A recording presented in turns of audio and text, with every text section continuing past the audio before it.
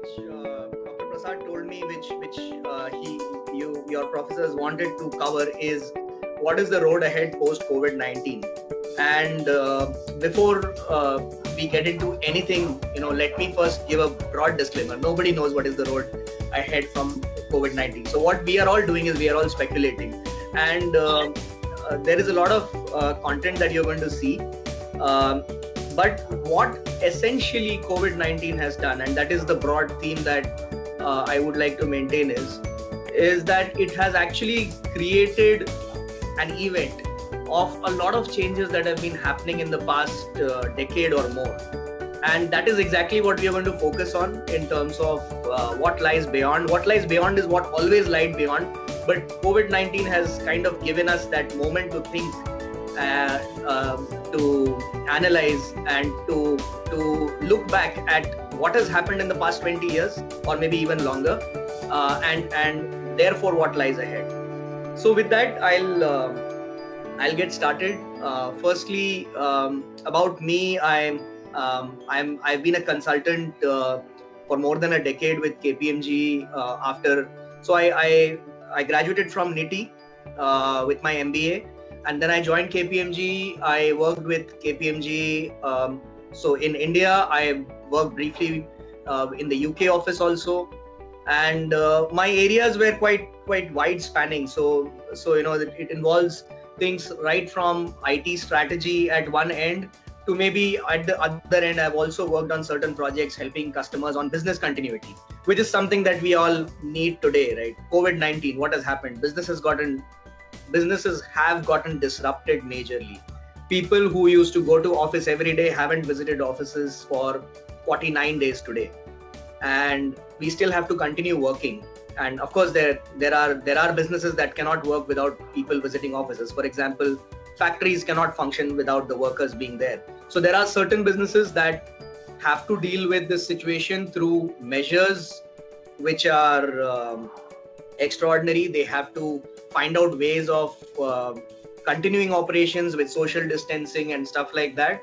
But then there are other businesses, a majority of businesses in the technology sector, where for all these 49 days, people have been working all the time. There has been no respite in how much work they are doing, what work they are doing, and hats off to the communication infrastructure that we have built in the past decade or so, or 20 years rather.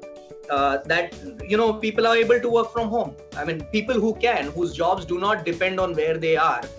Even though until now we were forcing them to go to office every day, we now realize, hey, they can work for 50 days without stepping out of their homes. They can work from home, and they are able to continue their work. So though that is also a kind of work that I did when I was with KPMG, the business continuity side. There was a lot of security, cyber security. You hear about a lot of cyber security stuff nowadays.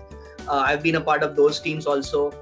One of the notable projects that I always I remember, and I always will have it with me till I die, is being a part of a project where we implemented the core banking system for the Reserve Bank of India. So it was a very unique project. You had to look at the country's. I got to look at the country's economy right from the top. There's no place better than the RBI to understand how the country works economically, how banks function, how governments function. So, two sides of the country, banks and governments, both together you get to see at RBI. So that was another project that I got to work on. So yeah, that's about me. And then after having done all this for about 10 years, I realized that I always wanted to be an entrepreneur in my life, and I realized that time was running out for me. To be honest, anybody who's listening to this, and if you want to be an entrepreneur, you should try to do it as early as possible. Of course, I will not discount the importance of having work experience, especially work experience in a very good company, in a very good profile.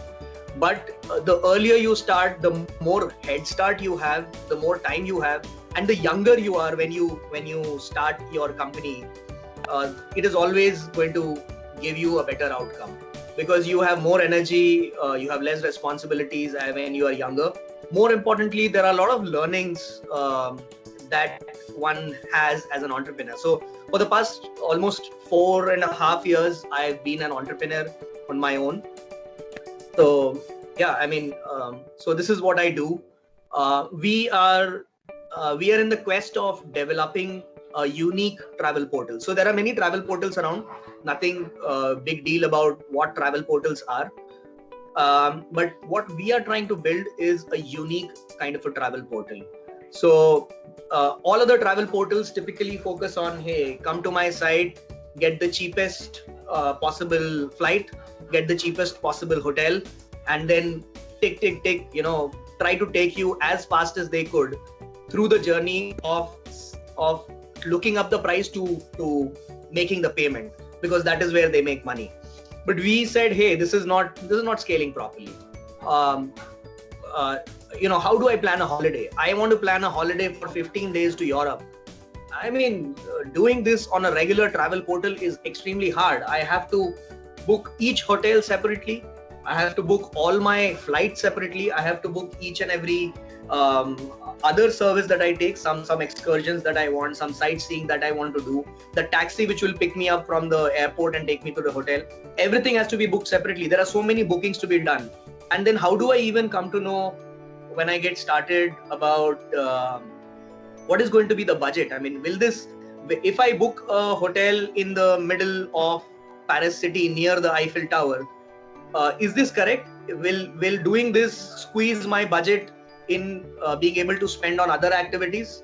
Will I be able to afford to maybe take a flight during the day at comfortable times, or will I be forced to pick up a flight which is late night? How do I budget my holiday with so many components have to be booked? So this was the general problem which we started with, and this website, which is called tripdarwin.com, TRIPDARWIN,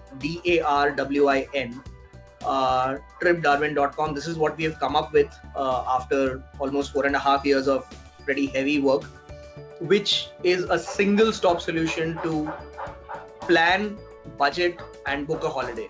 So the booking part is amazing. You just enter your data once and all the services of the entire holiday get booked in one go.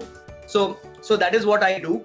There's still a lot of work to go in this, and COVID-19, to be very honest, has really disrupted us completely, because travel is especially leisure travel is the worst affected sector with COVID.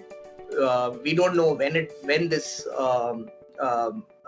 even though the country and the world might open up for business, people may start going back to offices.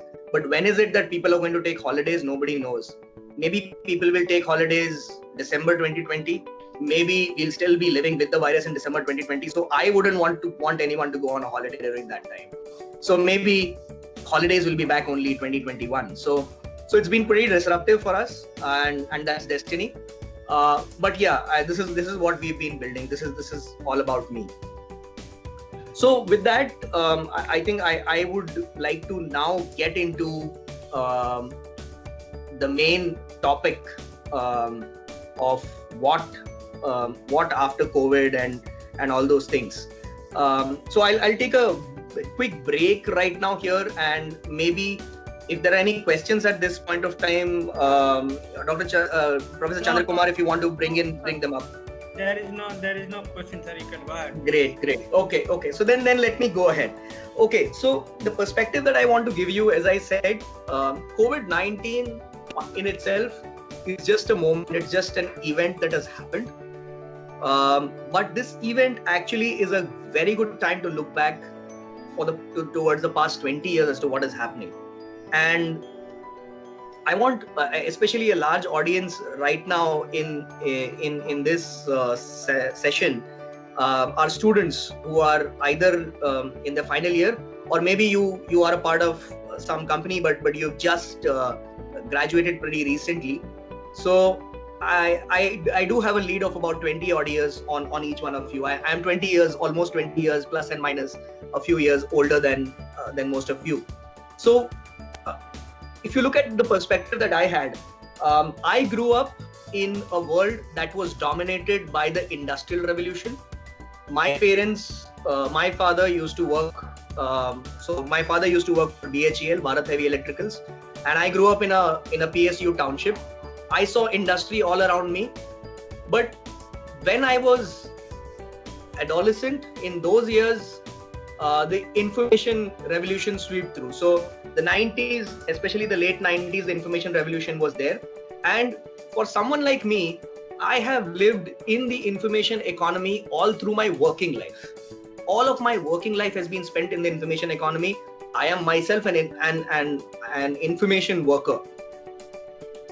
However, for the generation of today, you need to understand that you've not seen the industrial economy ever. You were not born in an industrial economy. Almost all of you have been born in the knowledge economy that we live today, in the information economy that we live today. You were born in this economy, and you therefore are going to be the generation which is going to see something different from what we are seeing. And with that, I want to really make this tall claim, which is that I believe that COVID-19 is going to help us get to Mars. So the next generation that is coming after the knowledge generation is the space generation. And why do I think so? So I have a theory on this. So if you look at some of the engineering innovations that have been developed by mankind over the last 20 years, you will realize that they will all get used on a Martian colony, which will help make mankind an interplanetary civilization. And of course, I think all of you must have heard of this guy called Elon Musk, who invests in companies around electric cars and has a space company and does so many other things. So Tesla and SpaceX are two companies by this guy. And anyway, so coming back, so let us look at some of the innovations that have happened in the past few years, right? I don't know if anybody has heard of Iridium, and I am pretty sure very few of you would have heard of it. Iridium was a project. It is a failed project, but it was a project launched in the 90s, which was basically a constellation of 72 low Earth orbit satellites meant to provide satellite-based mobile telephony to the entire world. So the idea was that there will be 72 satellites, low Earth orbit 72 satellites around the Earth. People's mobiles will directly work using a satellite phone. But then this project failed. This project failed because obviously we had the internet revolution come in fast, and a satellite can give you speeds of 256 kbps, maybe 500 kbps. And all of you must be knowing that 500 kbps is nothing in today's world. So what a fiber optic network could provide, Iridium could not provide. But Iridium was a project, so it's a concept. The concept is there are satellites orbiting the Earth, and these satellites will provide you direct cell phone connectivity. So this is one very, very important, and I'll connect the dot when I start. The second, you must have heard of the solar revolution. We are now hearing of something called a solar roof. So if you go to almost all Indian cities, of course now apartment complexes are quite common, but in semi-urban areas or even in tier 2 towns, rooftops are very common. And if people have invented what is called the solar roof, which is nothing but the solar panel, but it looks like the roof. So it not only keeps your house cool, but it also generates solar energy. So that is another innovation that has happened. In the past 20 years, this is one of the innovations that has happened. Electric cars, I mean, who doesn't know about electric cars and the kind of e-mobility revolution that we are seeing all around us. In fact, right now, oil is at its all-time low cost. And while people might argue that oil is at a low cost because of COVID-19 and industries have suffered and there is no demand for oil and there is lockdown happening. But you know what? Markets don't work like that. Markets always try to give value to something based on a long-term horizon. And the fact that oil has suddenly tanked is a long-term impact that we are seeing. Oil has tanked because investors were realizing that innovations such as electric cars are going to take away the importance of oil from our economies. And suddenly COVID-19 happens. So people who were even a little bit bullish about oil, even they have withdrawn. So what you are seeing, this slump, I can tell you this slump is here to stay. It's here to stay. It is something which is happening not just because of the fact that you have COVID-19 and lockdowns, but it is because of long-term impact that things like electric cars and even other solutions are going to have on the planet. Then I don't know how many of you have heard, I'm sure some of you have definitely heard about the Hyperloop. Hyperloop is a concept where they're going to dig tunnels under the surface and they're going to enable high-speed transportation through these tunnels. So this is possibly going to replace overground metros. It can replace overground trains, and it can even replace aeroplanes. So you might have a Hyperloop. In fact, there are active discussions about Hyperloop between Hyderabad and Chennai, Hyderabad and Bangalore, Bangalore and Chennai, Mumbai and Pune. There are active discussions right now going on with state governments where they're going to do this. So you won't need to. So it will be a thing of past to fly to get to the airport 3 hours before your flight, check in, waste your time for half an hour. Instead, you would just sit in your car, get to the nearest Hyperloop station, get to the Hyperloop levels, and with your car, you will possibly go from one city to the other and come back. And it will take almost the same amount of time that it today takes an aeroplane to go. So Hyperloop is another technology that's happening. Blockchain. I'm sure everybody has heard about blockchain. I will not go too much into detail about what blockchain is and what does it enable. But let us just think about it this way, that until today, even today, if you do not have a government, if you do not have a central bank like the Reserve Bank, you and me will not be able to do monetary transactions. If I have to pay you money, we need a central third party today to rely on. We need a government and we need a central bank, we need a Reserve Bank. Even if you take away the other functions of the government, you will still need a bank if you wanted to pay, if you wanted to have a commerce transaction to happen between two individuals. Blockchain is something that replaces this. So you no longer are going to need one government or multiple governments or one bank to pay money between two individuals. Two individuals can exchange money on the blockchain with the same amount of trust, same amount of security, without having a trusted central third party like a bank or a government. And that's another fundamental difference that's going to come. There's another innovation very few of you might be aware of, but it's a silent revolution and may not be very relevant for a predominantly vegetarian country like India, but extremely important when you look at it at the global level, which is lab-grown meat. Meat which does not come from animals.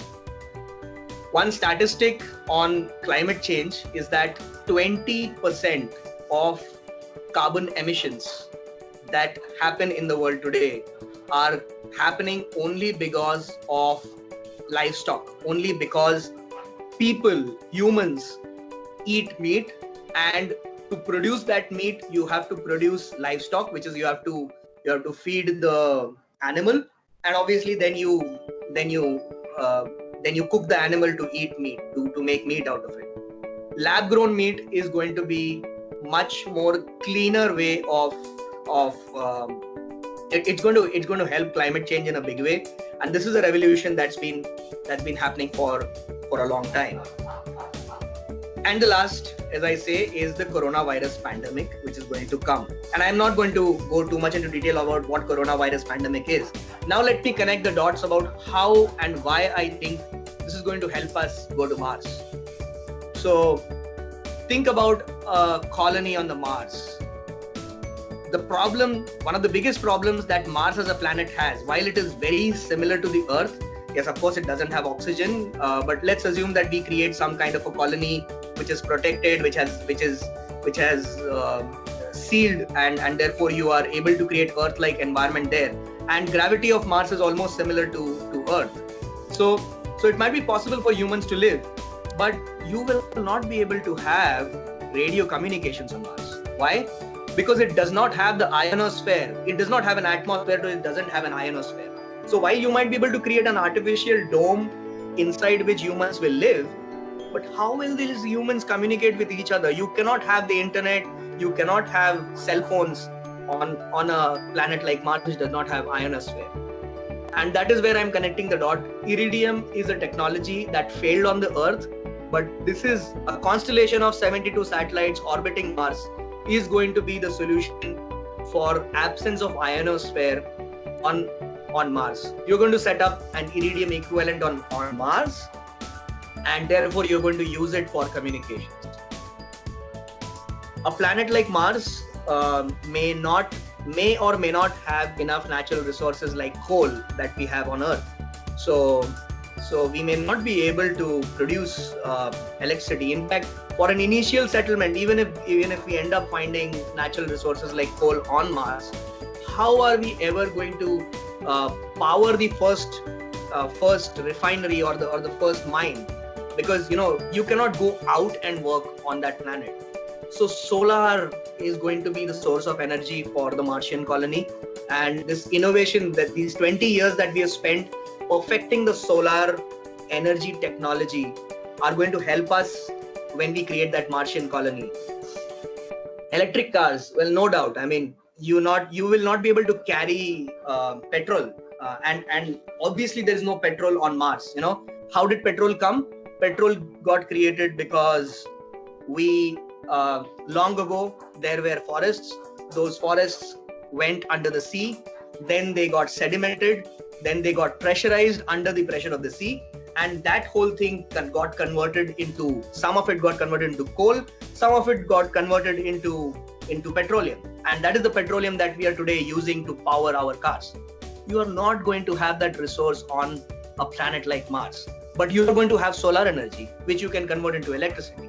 So the only method of private transportation or even public transportation on a planet like Mars is going to be electric cars. So electric cars are meant, yes, we are making them for Earth because we want to avoid climate change, but they are going to be the only way of transport on a planet like Mars. Hyperloop. So imagine there are two colonies on Mars, one on one end and the other on other end of Mars. With an atmosphere-less environment, it's not going to be possible for you to take a train from colony 1 to colony 2. The only way to travel is going to be underground. So again, the Hyperloop technology, where they are saying we are going to build tunnels under the Earth, is going to be more effective on a planet like Mars. Blockchain. A Martian colony is going to be an intergovernmental effort. No single government in the world alone will be able to set up a Martian colony. So if there are 5 Russians, 15 Indians, 10 Americans, and 20 Chinese, and so many people on Mars, how are they going to do commerce with each other? Right? They are going to need some form of a super government, some kind of a extra governmental power to do commerce between them. And they are going to then use the blockchain. They have to use the blockchain to do that. And then lab-grown meat. Well, not everybody is a vegetarian. Humans are actually omnivorous. From the animal world, we are an omnivorous animal. So we need meat. And on a planet like Mars, where you will not be able to grow or feed livestock, you will not be able to have chickens, and you'll not be able to have other forms of meat. The only possible thing that humans will be able to eat is lab-grown meat. And now we come to the last one, which is the virus. So when you are in space, right? When you are in space, the biggest risk that we are going to face is unknown viruses. On Earth, we are protected. We are protected by our atmosphere. We are protected by our environment. We are protected by so many things, by the trees and the kind of ecosystem that we've built around. We are protected in so many ways. There are antibodies that you can produce because you are able to get constant sunlight on your skin. You may not be able to get that on a Martian colony. So dealing with viruses was one last thing that was required to set up a Martian colony. And coronavirus has given us that experience. It has given mankind the experience. How do you survive a virus which is impossible to control, which can be a pandemic, which may or may not be fatal, but it can be fatal for some of you. For example, in case of coronavirus, old people. And how do you control that pandemic? How do you live with the pandemic? How do you live? How do you operate? How do you continue to operate your society with a virus being around? So I think I've spoken a lot, and I'm sure all of you are wondering, why is this guy telling us all this? I mean, we are asking the question, what after the COVID happens? And I know one of the questions that is going to pop up is, should I get into a job, or should I apply for a post-graduation, and should I get more educated and all? And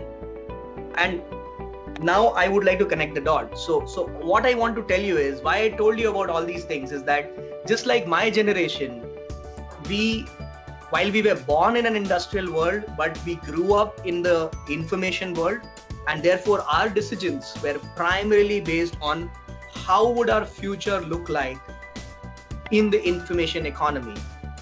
You guys will have to think differently. You have been born in the information world. So the information world for you is the equivalent of what industrial world was for me. So you neither love that world, you do not hate that world, because that is the reality for you. For me, that was the industrial world was the reality. I knew there was industry. I always knew that there will be factories, but I was neither attracted to a factory, nor was I, nor did I hate the factory. It just existed. It was a part of my identity. It was a part of the world that I grew in.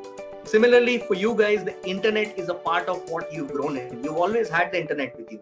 You've always had televisions with you. I mean, I belong to a generation which knows that there used to be, of course, a very small time. I mean, I was 5 years old when television came to India, but I know that there used to be a world without television. You guys don't know that. You guys don't know that there was a world without the internet. So just like we have thought about our future based on the fact that we have to operate in the information economy, I am telling you, by the time you are my age, mankind would have set up this Martian colony. We are at the cusp of becoming an interplanetary civilization. You are going to be ushering in the space revolution for real in the world.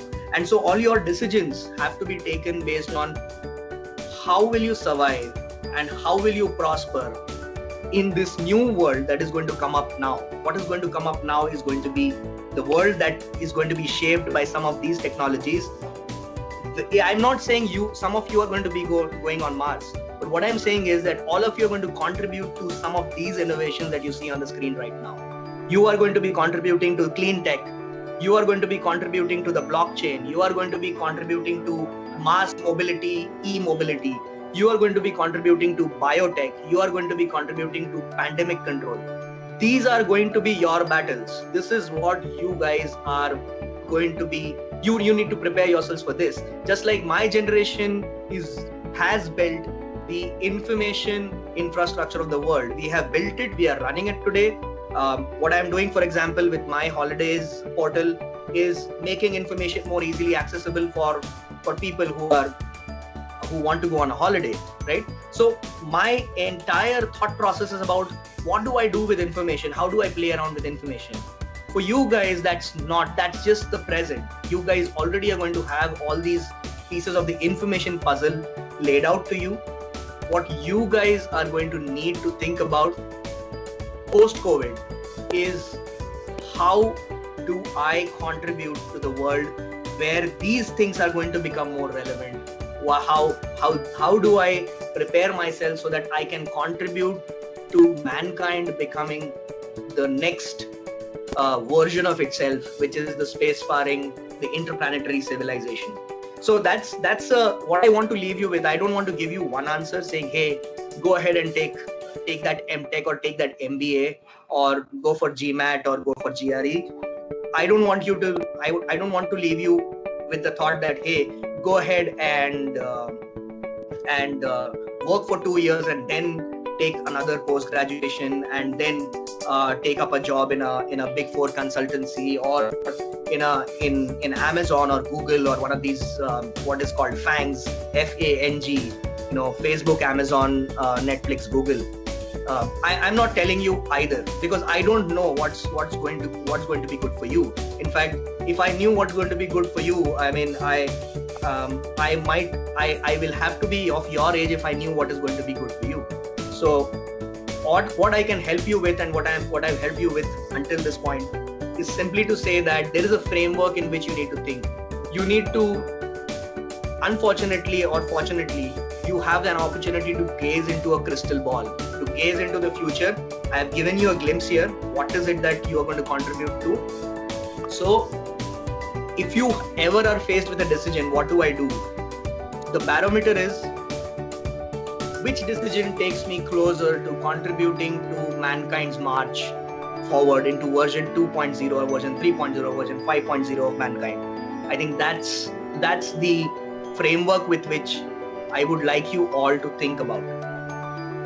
So that actually brings me to another logical point, and I'm going to be moving on to the student world, the education world, which was more of a subject that I was planning to take with the help of Dr. Prasad, but I can take it up myself also. But I'll take again a quick short break and also again check with Professor Chandrakumar if there are any questions you want me to stop and take them up. Yeah. So the question is, one question is from Dr. C. Magesh, who is our professor. He was asking some more insight on engineering education, how this is going to be after post-COVID, number one. And the question is from myself is, since the higher education to abroad as well as buying a product from other country, now both are questionable. So will you see this as an opportunity for people who are in this engineering background, can come up with something fantastic idea, product or service which will be good for India and good for themselves to have a startup? So sure. Just throw some insight on these opportunities brought by this COVID-19. Definitely. So your question I will reserve to cover after the next slide. But I'll answer the question about how what this means for engineering as a whole. And I think maybe it's implicit here, but let me make it very, very explicit. If you look at the list of what I have just said, what are going to be the future shaping things, none of them are actually a part of what is called the arts line. All of them are engineering related points. Each of them requires some amount of engineering, including managing the coronavirus pandemic. Because, I mean, forget about everything else. Today, we are all able to work from home because the internet exists, because we have the whole information infrastructure, and it is all a marvel of engineering. It has nothing to do with any arts education. It is not just about some philosopher philosophizing about hey, there will be a super information super highway to which people will connect. No, it is all hard work of engineers. It has all been done through hard work of engineers. I want to specifically stress upon one area, which is the blockchain. So one of my NITI juniors, he's working on the blockchain area, and I was talking to him day before, and he made a very pertinent point. He said that if you look at companies in general, even big name companies in general in the world today, whether you're talking of Amazon or Google and so many others, you will find that most of the CEOs of these companies are engineers. They are engineers by qualification. But there is a fundamental difference between running a Google so being an engineer, one thing is, being an engineer means that you are a smart guy. To a certain extent, engineering requires certain amount of intellectual capacity, and therefore if you look at most of the CEOs, they being engineers, it is not that their engineering education has helped them so much, but it is just the fact that the people who had the intellectual capacity obviously went ahead, and therefore they are heading these companies. But if you look at some of the points some of the industries that I've listed here, especially I've not even listed actually space exploration, like the space companies here. But if you look at Hyperloop, if you look at blockchain, these are extremely high level of engineering is required here. So blockchain, for example, the point that this batchmate of mine made is that blockchain is an industry where you are an engineer is the CEO, not just because he's a smart chap and he can think as good about how to manage people as he can about engineering things, but you need an engineer to be the CEO because this is such a technically intricate area. There is so much technology there that somebody who does not have at the least a science background, somebody who does not have an engineering background will not be able to make sense of what is happening. They will not be able to even understand what this company is about. Forget about running the company. So this is similar to about 40 years back when you had semiconductor companies coming up. Like Intel was started by Gordon Moore. Gordon Moore is a guy who had 3 PhDs. So you needed somebody with 3 PhDs in physical sciences to come up with a semiconductor. Similarly, what you see here in blockchain, what you see here in solar technologies, there is very intricate technical work required, and therefore the future is definitely for people who can understand this, who can come up with, who can understand and who can understand how to grow this and how to make it even more complex and still continue to work on it. So I think I do hope I have answered that one question about engineering. Yes. Yeah. Okay. So let me now go to specifically on education. What is exactly happening with COVID-19 onto education? So first is that the days of the classroom were already over. I don't think COVID, again, as I'm saying, COVID-19 is just making us realize that the moment has come. The moment had already come, and I'll give you a very simple example. I have an engineering team of 5 people. One of them is an MTech in computer science, but the other is a BSc IT. One guy is a BTech. Another guy is an MTech in mechanical engineering, not in computer science, not in electronics engineering, but mechanical engineering. And the 5th person, his graduation qualification is actually BCom. But all of these people ultimately have learned technology. So the guy who did his qualification in BCom while he was pursuing his BCom, and I believe that BCom is a presumably much lighter course. I mean, you go to college or class, you attend class for 3 hours in the morning. That's it. That's all that a lot of kids who take BCom courses. So the rest of the day is free. So this kid used to go to YouTube and learn about coding, and he learned coding so well that he was able to therefore appear for an interview with my company, and I selected him for his ability to be able to code good. So the point is that the days of when you would sit in the classroom and learn are over. COVID-19 has only helped us realize that yes, it is not only just possible, but it is now necessary to take the class sitting at home, just like all of you are doing right now today, right? Sitting at home on your laptop, on your computer, and listening to the professor online. It is possible to do that, and therefore, COVID-19 is only going to accelerate the movement to education at will, education remotely, education, and that actually since there are a lot of students here, I want to stress upon, if you look at what you're seeing on the screen, right?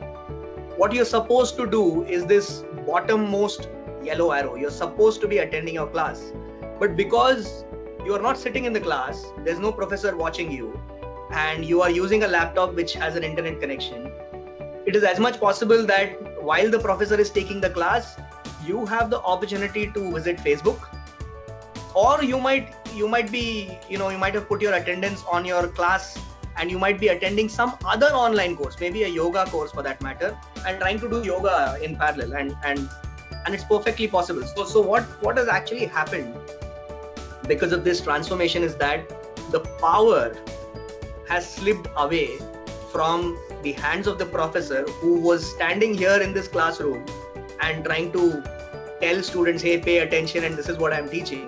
The power has shifted and it has gone into the hands of the student directly. Now it's up to the student, it's up to you. You want to attend the course, you can attend the course. You want to attend some other course, you can attend some other course, or you can be whiling away your time on Facebook. And nobody, I mean, you are the master of, as it has been said, you are the master of your soul. No longer getting admission into the college ensures that you're going to learn, because your learning is still dependent on what you do each day, each hour, each minute.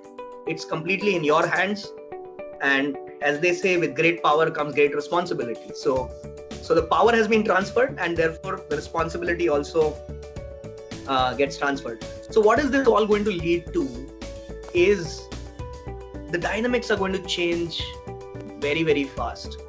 What's going to happen is the importance of getting selected to the right college is going to go down tremendously. Why? Because it doesn't matter.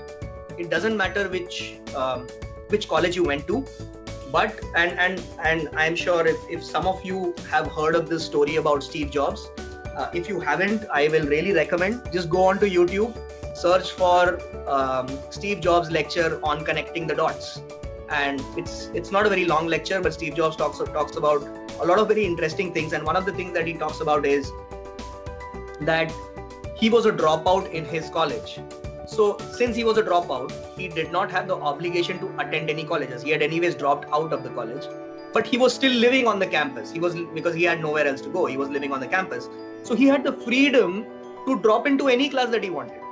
So as a result, and he connects the dot here and he says, as a result, he ended up attending a calligraphy class, wherein how do you draw interesting characters? And he said that calligraphy class, the knowledge that he learned in that calligraphy class came back to him when he was designing the fonts for the Apple II computer. And that knowledge that otherwise, so had he been attending the specific course, calligraphy was not a part of his curriculum. So he would never have learned calligraphy.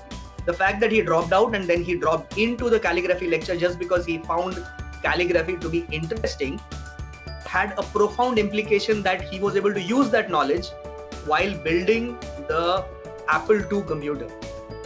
Now, for Steve Jobs, it happened by chance. What I'm saying is, for today's generation, it is happening by design. The fact that the power has shifted in the hands of the students means that now students have to decide what courses they need to take, which classes they want to attend, which class they want to pay more attention to, which class they want to pay less attention to. So the focus is going to shift rapidly from getting selected to the right college, because it's no longer about getting selected to the right college. You can be sitting at home and attending a course in Harvard University. You can be sitting at home and you can be watching an interesting video on YouTube, which might be much more valuable than attending the lecture of your professor. So the focus is going to shift to selecting the right subjects to study. Similarly, until now, once you got selected into the college, you know that the college is going to ensure that you learn, you pass, you study. Your professor was going to make you sit in the classroom, teach you things, make you understand the subject, then administer an exam, make sure you passed well, and that entire cycle was already custom made for you. And again, I want to stress back, this was the industrial model of education. I was born and therefore I lived through and I got trained in the industrial model of education. But the generation of today does not have that kind of environment with them. Today, you are sitting at home. As I said, it's up to you. Do you want to attend a yoga class? Do you want to while away your time on Facebook? Or do you want to really attend the class that's being taught by your professor? And if you think, it would be perfectly valid that you might find that, what your professor is teaching on the online class is not relevant, and I'd rather take the yoga class. I am not even judging you here that you are doing the right or wrong thing. What I'm saying is that the decision matrix is changing. students are now responsible for their learning. And this also means that until now, learning was paced based on the lecturer or the curriculum which was designed. But now the the learning is now paced by the student. So the students will, if they have the freedom to take courses sitting at home, they can decide if they want to take the course today, tomorrow, if they want to, just like they binge watch a Netflix show, if they want to binge watch a particular lecture, if they want to binge watch, for example, the thermodynamics lecture, all the thermodynamics lectures, starting today morning till maybe tomorrow morning, I'm just going to watch thermodynamics lectures and finish off the subject and I'm done, right? So the learning is going to be paced based on the student's comfort. And the last, which is the most important part, until now, we had a very clear system. There were exams, there were scores given by teachers from a known syllabus. We knew what the syllabus was, and we also knew in many of the autonomous colleges, for example, teachers usually teach something in the classroom and they set the question paper out of what they have taught because they don't want their students to fail. I have grown. I mean, NITI was like that. So it was very easy for us. I'll be honest. It was very easy for us. We knew, hey, this is what is being taught in the classroom. He's not going to ask from outside it. Unless he's a professor who's known for that, he's not going to do that. But now that world is over. Just because now the whole power has shifted to learning from teaching. Therefore, employers have also become smart. Employers are going to evaluate students on their own using their own barometers. They are not going to rely on what was taught in the class. The employer is going to come and say, hey, this is what I want done.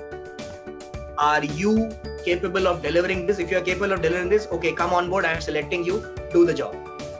And I'll give you a simple example. We are developing a chatbot right now in my company. What did we do? We went on Internshala and we said, hey, I want people who know and understand dialogue flow. I don't care whether you have a BCom degree or a BSc degree or a BTech degree or an MTech degree or you are a PhD in artificial intelligence. I want someone who knows how to develop a chatbot using dialogue flow. If you know this, apply. Then I would obviously quiz them. I had my own way of evaluating whether they knew the subject. If I think they knew the subject, I selected them. So right now, the person who's developing this chatbot for me is a second-year student from a small tier 2 town in India. He's not even graduated, but he's doing some work for me. So things are going to change drastically. And with that, Professor Chandra Kumar, I go to that question that you asked. What is it that can be done? So I am saying it is, we have challenges and we have opportunities both. So what is the challenge? As I said, the challenge is that today, it's not necessary that just because the student lives in India that he's going to take a course from an Indian college or an Indian university. If they can, they are going to access YouTube courses or Unacademy or Coursera courses launched by the Harvard or Wharton or the MITs of the world. They're not just because they live in India doesn't mean they're going to take courses in India. So educators and teachers have the responsibility to create something online so that, and let's stop thinking about even our universe of students as Indians. Why should, just because we are located in India does not mean that only Indian students. It can be a student in Africa, it can be a student in Poland, it can be a student in US or Canada who might be taking your course. If your course is valuable, if you can create something online on one of these platforms, and there are 2-3 pretty well-known platforms. You have Unacademy, you have Udemy, you have Coursera, which are pretty well-known. If you can create a course, and I mean, anybody can come and get educated, and anybody will pick it up, and anybody will learn. And the same applies for the student side. The students can go anywhere; they can get educated by anyone. There are people in India today who are taking yoga lessons from yoga gurus who are living in Canada. So imagine India is the land where yoga was born, but you find that somebody who's sitting in Canada today who possibly went to Varanasi, lived in Varanasi for 5 years, learning yoga from some great yoga masters, now went back to Canada, settled there. He's running a course for yoga from Canada for Indians who are living in India, for whom Varanasi is closer than Toronto. But that's happening. That's the world we live in today. So I hope I have answered that question as well. What about my views on that subject are? Yes, sir. Please proceed. Yeah. So I think, I think I'm done. I'm done with what I wanted to say. This is all that I wanted to tell the students and everybody on this. I'm open for any other questions that might.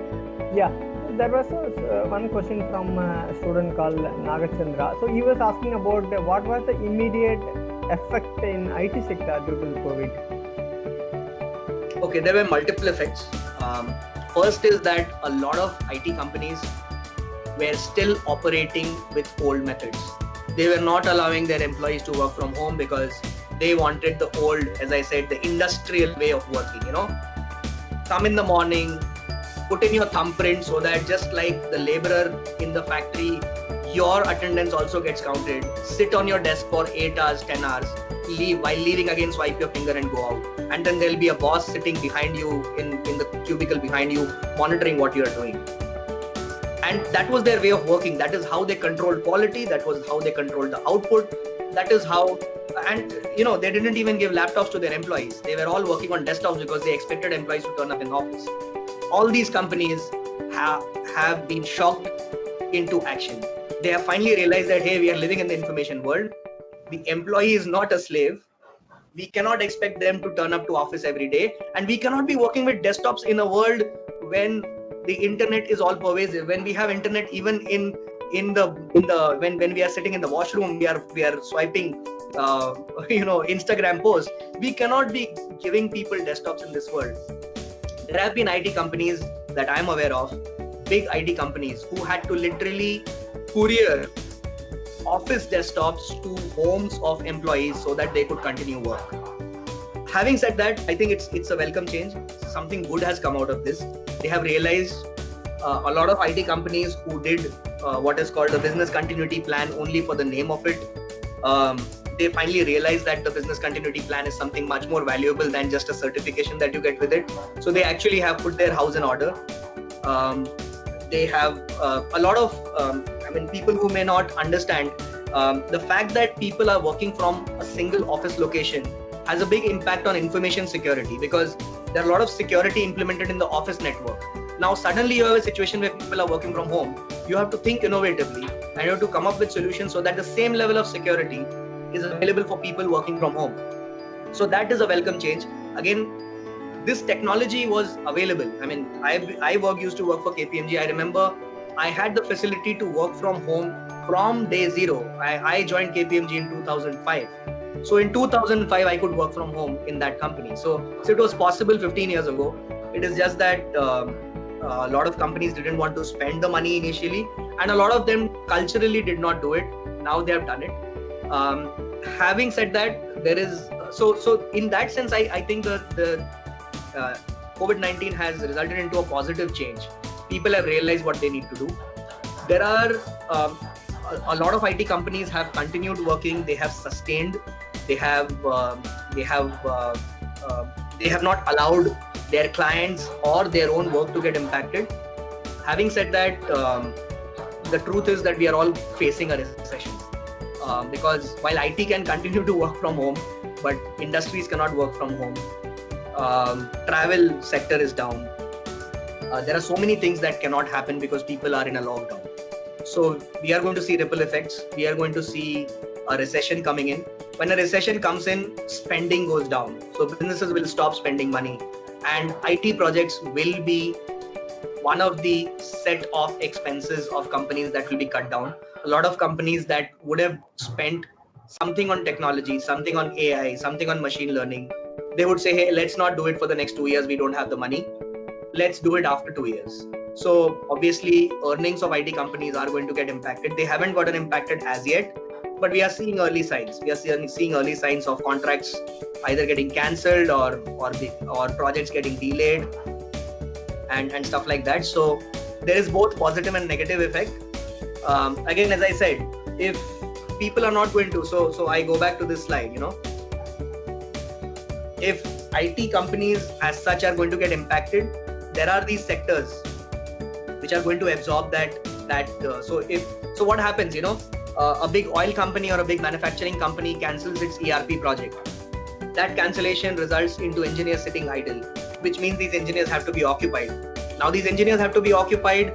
The IT company drops its man-hour prices. So now one of the startups in this sector, let's say the blockchain sector, says, hey, I cannot afford an engineer at $100 an hour, but I can afford an engineer at $70 an hour. So if I can afford an engineer at $70 an hour, and just because the oil companies delayed a project and now cost of an engineer is down to $70 an hour, you are going to have one of the blockchain companies pick up those idle man hours of engineers and develop something for the future. So in balance, I think the IT companies are going to survive. There'll be a temporary hit, but they are going to make money provided they get their priorities right. They are working on future facing technologies. Thank you. Any other questions? I'm seeing very normal question which I don't want to discuss here.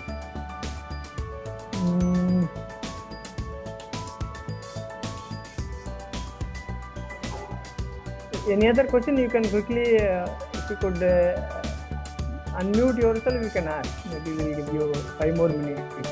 Is that okay, Mr. Nikhil? Sure, yeah. So, for some reason, like university, like us, we are good now in delivering our lectures, but we are facing a challenge in terms of how we are going to assess the students, in terms of how we are going to organize the exam. That is our challenge, because we are now immediately put into this IT platform. Delivering and assessing is a challenge. What we face, normally all the universities were facing this.